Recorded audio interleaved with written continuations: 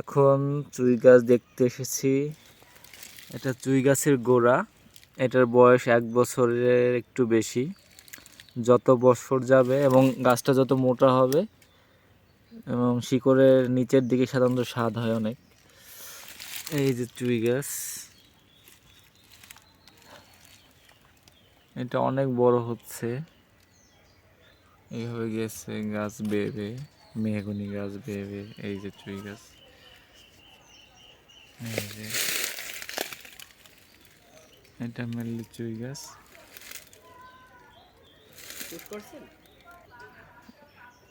এই যে মেহগনি গাছটা বেয়ে বেয়ে উপরে গেছে।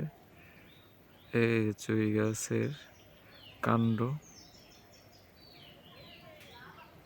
বেয়ে বেয়ে অনেক উপরে চলে গেছে। হ্যাঁ, পুরো গাছটাই ছেয়ে ফেলছে চুই গাছ। আমরা সৌরভদের বাড়িতে এসেছি বেড়াতে।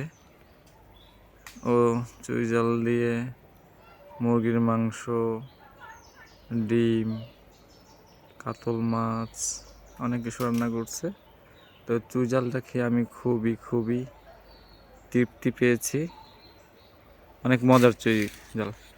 এই যে সৌরভদের বাড়ি এসেছি আমরা ঘুরতে। সৌরভ কই? পরে থাকা লাগবে না, আপনি দেন হয়েছে। আচ্ছা, অনেক গাছপালায় ভর্তি।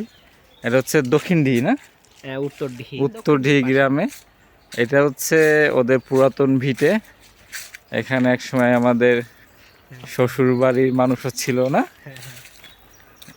এই যে সৌরভদের, মন্দিরাদের পুরাতন ভিটা। এখানে আরো অনেকজন ছিল, বিভিন্ন জায়গা চলে গেছে এখান থেকে। এটাই তাদের পুরাতন ভিটা।